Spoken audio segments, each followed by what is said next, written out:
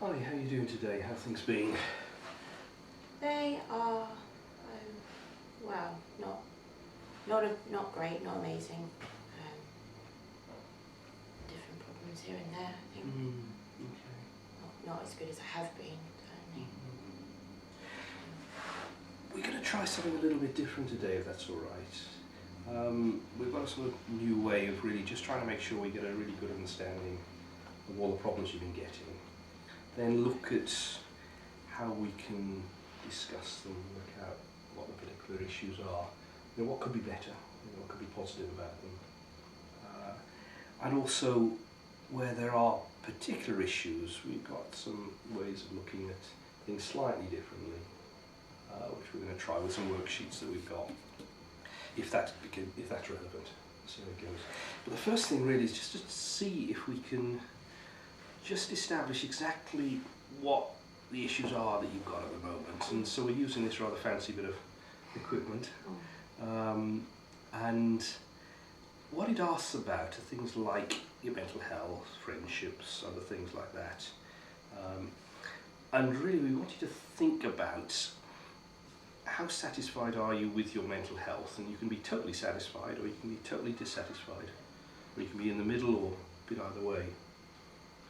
So Well, do you want to start with that one? Well, I'm not happy. Okay. I wouldn't say it's one, but two, probably very Probably dissatisfied. two. Okay. Okay. And do you think you need additional help with this, and would that be helpful? Yeah. Okay. Okay. Let's make a yes for that. Okay. And then physical health. How are things with your physical health at the moment? They're mostly all right. Yeah, I'm fairly satisfied. Fairly A satisfied. few niggles, but yeah, mostly. So, any additional help or not? No. Right. Job. What about your job situation? How do you feel about that? That might be difficult. I'm not working. I want to be. And you want to be. Right. Yeah, it's horrible. It's not very dissatisfied. Number two. Okay. Not good. And what about help with that? I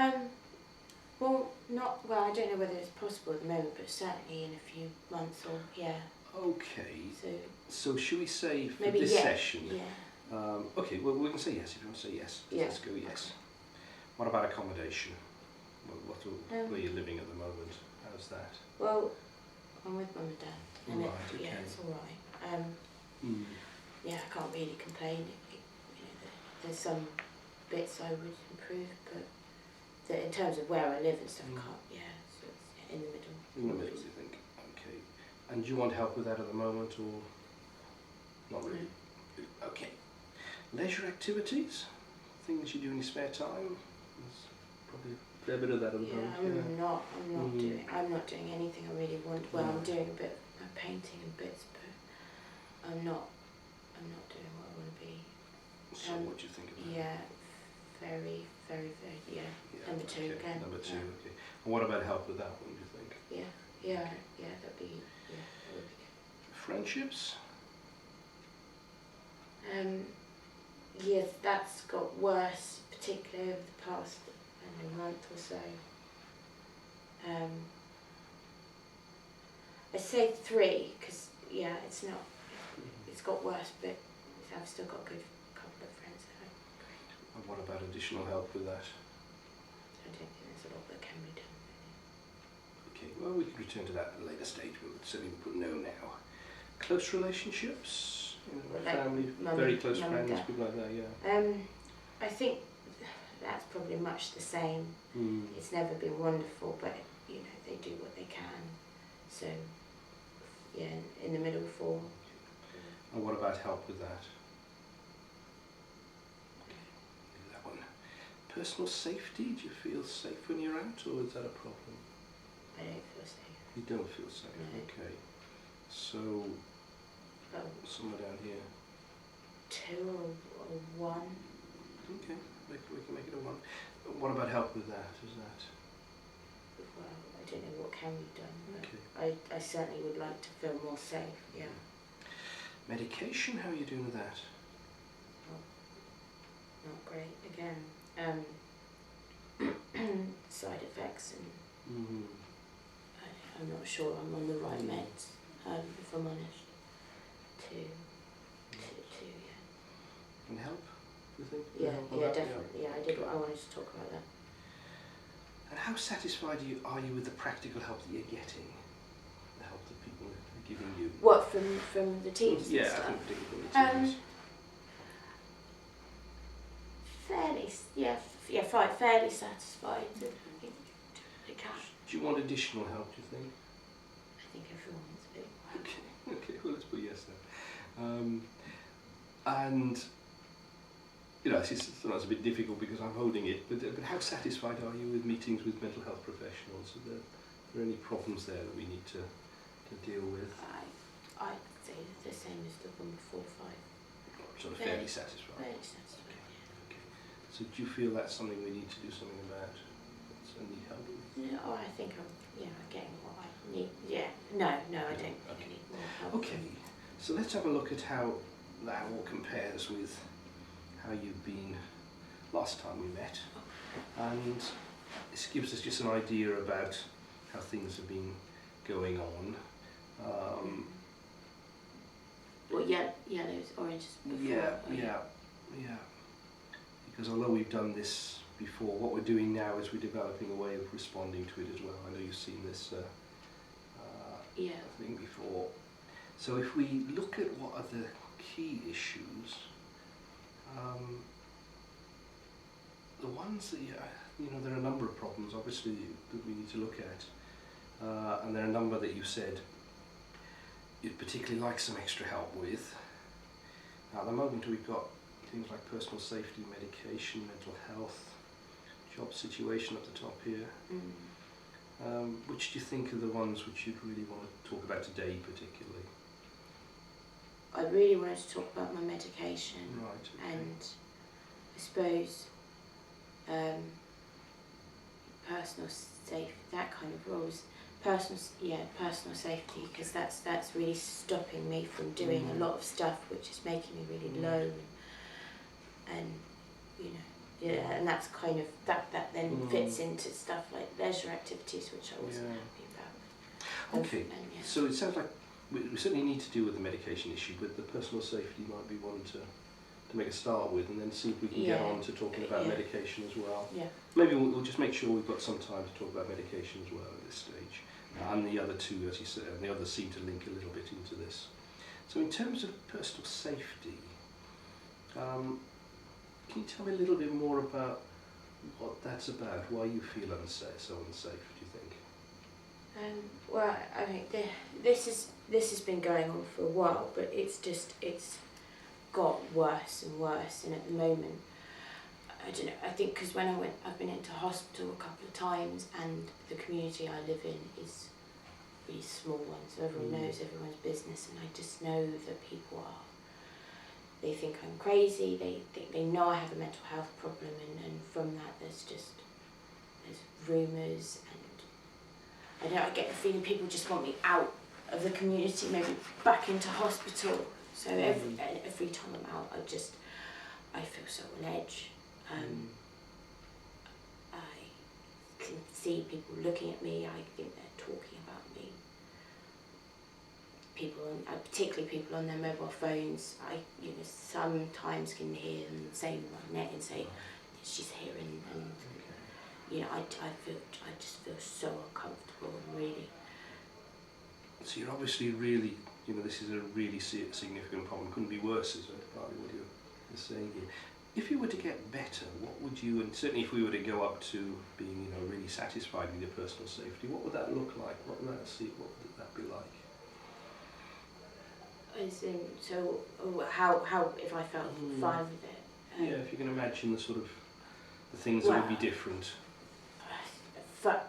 Move away, but that's not possible. I see, okay. And they'd probably follow me anyway. So I would like to go out and either have people not saying things, not spreading rumours about me, not saying these things.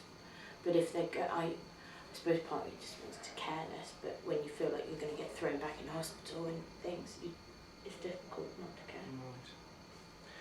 Right. Okay, so Has there been anything that has helped with that in the past? Anything that has worked in terms of making you feel more safe? When I'm with other people, that's going out especially. I feel better, and you know I know my parents. They are good, and they let you know I stay with them and stuff, but they don't really get it. They don't think it's happening, and that, you know, so when I'm out I don't get any comfort, and they're the very people I could go out with, but I feel it almost like emotionally trap them, because I can't say to them, I think so and so's looking at me and things, because then they sort of dismiss it as being a bit. Right. So I'd like to. Yeah, being with other people does help, like friends, a couple of friends. Right. Okay. So moving towards things getting better, having people around you, does seem to be a positive thing. Going out with them seems positive. So if we were considering the sort of options, the sorts of things that might help, what you could do and what others could do, it would include some people being with you more often, do you think? Or? I mean, I've been wanting to go on the walking group that they do for ages. I suppose there's a bit of, I've not had that much energy. I don't feel like my motivation is great.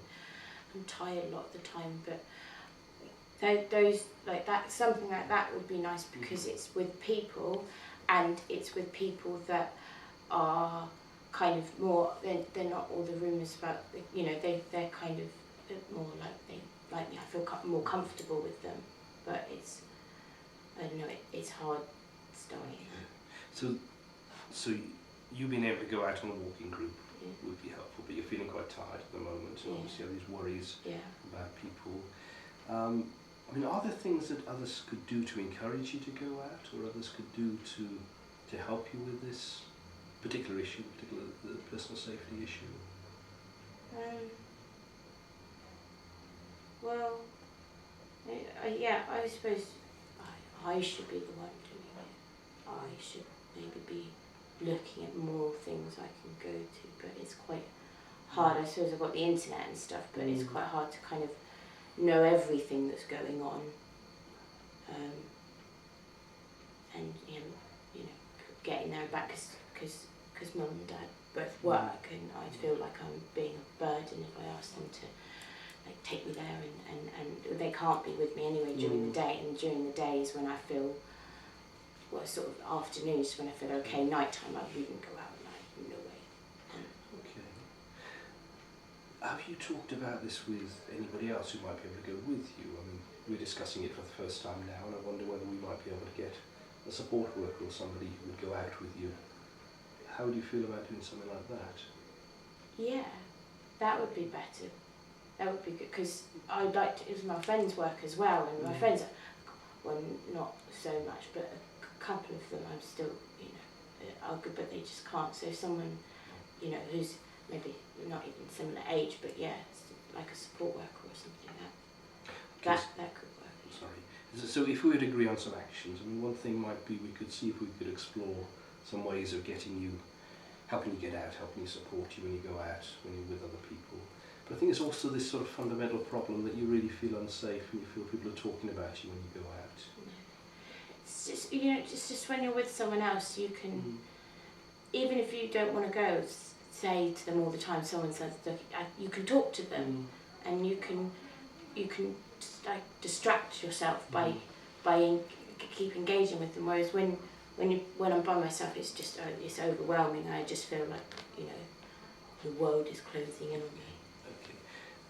And you also mentioned about feeling tired and low in motivation in doing things as well. When you're worried about doing something, and then you're tired as well. It's just maybe I'm tired because I worry about it all the time. I don't know. Okay, so we've got a practical solution, which is get somebody to maybe see if we can get somebody to help you go out. It may not be as often as we'd like, but you know, at least make a start. And then we could maybe talk a little bit about personal safety and also about the tiredness and the lack of motivation at times. So would it be okay if we moved on and talked a little bit about those? And again, one of the things that we're doing is trying to use some fairly structured ways of talking through these problems.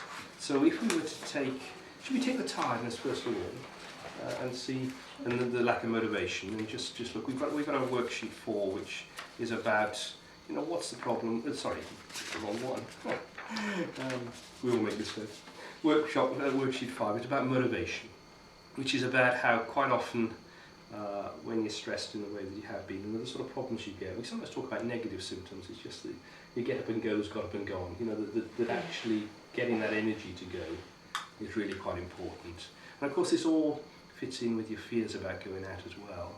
I mean, in terms of trying to get out, how do you manage that? Do you try and push yourself? Do your family try to push you, or do you find you just can't really get going? I used to push myself a bit more. I think I would tell myself that it's not going to happen, not being silly, and it's fine, and it's not going to happen. And then every time I went out, it would. So I sort of lost that drive and that being able to tell myself that it's going to be okay, because then the other side of my brain just goes, no, it's not. It's quite often actually people push themselves so hard, they push themselves to a standstill, and quite often you just need to unwind, be able to relax a little bit, be a little bit better in yourself. And then it's a bit easier to start getting motivated and going towards things, and get things in place that can help you, like we talked about the support worker maybe being able to help, but also probably dealing with these sorts of worries that you're having about people talking about you when you go out, seeing what you can do about those. You set 1 or 2 goals already in our conversation, so that, you know, things like being able to go out to the walk, wasn't it? That's what you were saying. That the walk would be something that would be good to do, and that's it's an achievable goal. It's one which we probably need to set some sort of time when you can do it, but we need to negotiate that with the support worker. And in the longer term, when you're looking forward beyond that, have you decided what you'd like to be doing with yourself maybe in a year or two's time, where you'd be aiming for? Work. I want to be in work. I feel I don't like being on benefits. Okay. But this would be a first step in that direction, if you're able to even get out for a walk. It's a small step, but, you know, it's a step to get started. So maybe we should talk a little bit about these concerns when you go out, and how they've been affecting you. And again, we've, looking at ways of understanding the sorts of problems that people get. You know, what's going on, what's the problem, what's the issue, why is it you think that people are talking about you when you go out? I mean, when you go out, tell me what it's like. You go out the door. What do you see? What happens when you go out the door? Well, I mean, I live in a smallish town, so I can probably poodle along, and if the street's empty, I'm all right. I'm worrying about it, and I'm worrying that it's going to happen. And then normally, as soon as there's past someone, or I get where there's a group of people, I instantly feel like they're looking at me and they know who I am and all the things that have happened to me. And then it's particularly got kind of guys my age as well. I really don't feel safe around them. I don't know what they'll do. That's why I don't go out at night. If I was to go out at night, I would just think I was going to be attacked every 2 seconds. But in the daytime, and if I was to say go to a cafe or a supermarket, I would just think I just can see the conversations happening, and they're looking at me, and I know that they're talking about me, or I feel like they're talking about me. People, mobile phones, the worst. I really just that's when I can sort of hear them say, "Gail's she's here." So you'll hear them actually say, "Gail's doing something." Yeah, sometimes I do.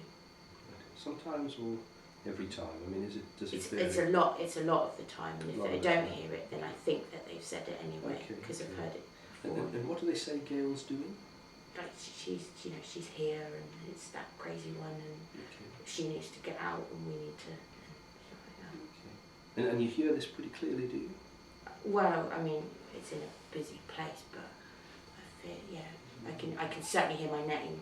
I certainly hear and you're looking up louder. And you're looking at what's happening, are you? Yeah, but I don't want to look too much. I want to know what's going on, but I don't want to look at them and then make it worse. And the last thing I want is someone to come up to me as well. Okay.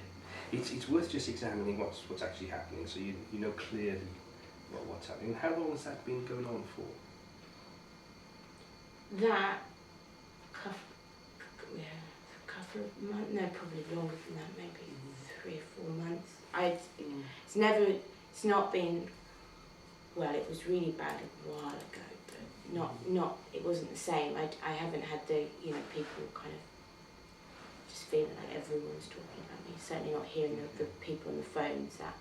That's really horrid. Okay. And what's particularly important about this? I mean, why is it so horrid? It's not nice hearing that people are talking about you, for one, but two, because I just feel like people don't get what it's like to be unwell, yes, I went to hospital and I have been to hospital, but that doesn't mean, I am in the community, I'm better, I'm not what they think I am, and they just want to throw me back in there, and when that's when, if I hear them talk, I think that they're gonna maybe even provoke me to act, and then I don't know, end up getting sectioned, and they would get what they want, and then I would get exactly what I didn't want. So if you were to say in a sentence what's so bad about it, what do you think is so bad about it? It makes me feel vulnerable and bad about myself. Okay. Is it, in terms of, we started talking about safety, do you think you're endangered by them? Endangered as in, are they going to hurt me physically? Yeah. At night, yeah. Okay. At night, I think is different. I think that's. But in the day, I don't think they might verbally attack me. Yeah. Okay. But no, physically. But that. Okay. And the things that convince you that they're talking about you, what are they? Well, that they look at me, that kind of glancing over and looking at me all the time, and I know there are rumours about me, and I know that people talk in my town. There's small town syndrome, and I don't think you just know. And so if you're out with your mother or with your father or with a support worker, do you think that would affect it at all? Do you think they'd hear what was going on? I think maybe it would help for a couple of reasons.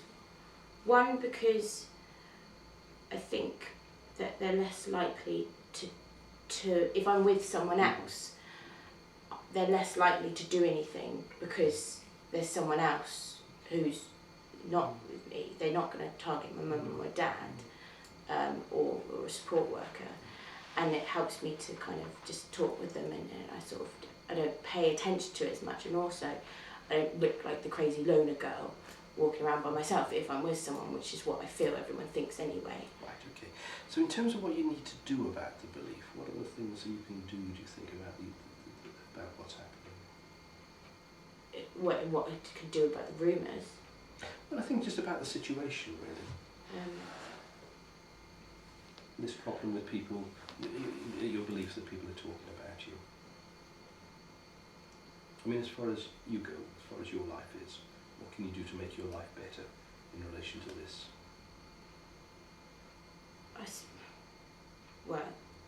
Magic one, make it go away. That's not plausible. So, okay. Care less. Feeling safe. Not feeling like, because everyone has rumours about them, I suppose, but really feeling like there's not going to be consequences from it. Okay. Because that's the worst thing. It's not just having the rumour, it's thinking that they're going to do something and I'm going to react to it, and then I'm going to end up back in hospital or end up never getting a job and, you know, just totally going down to the bottom. So you've got that under your control as to whether you react to it or not. Have you? Yeah, it's hard. It's hard. Okay. But one of the things about going out, we've been talking about what sort of assistance you might need, and being able to have somebody who could go out with you might be a way. Not forever, you know. No, but okay. So you find it useful to start with, but you think that might then build up so that you could actually do this yourself? Yeah, because I want to just be normal and not, you know, just go out and not care and be by myself. I don't want to have someone hold my hand every time. It's not what I want, but I just feel at the moment it is so overwhelming that just making the first step to getting somewhere normal. I just need a bit of help, really. I mean, the other problem you did talk about, which actually we haven't talked about this time, but was that sometimes you actually feel people are talking about you in the house and elsewhere as well. Is that right?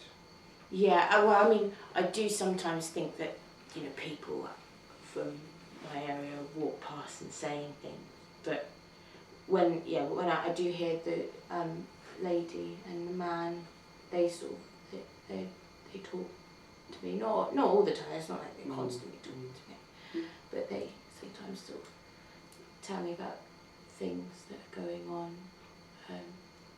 Mostly when I'm at home on myself. Yeah. Is that a problem or not? The guy is Right. more so. I think the lady, she can actually be quite nice. I mean, she tells me that the rumours are going on, and sometimes she tells me who, if there's specific people, and I think she almost does that to as a kindness. It's not nice to hear, but she's not doing it to be nasty. Whereas the guy is, I don't know, he can be personal sometimes as well, and sort of say stuff about my appearance and things, which And so when you hear this, it's not that there's anybody there that you can see. You're hearing someone talking to you. Yeah. Is that right? Yeah, I can hear someone talk, but I don't see them, but I wouldn't see them. And is it as if it's this sort of conversation, this sort of speech that you're hearing?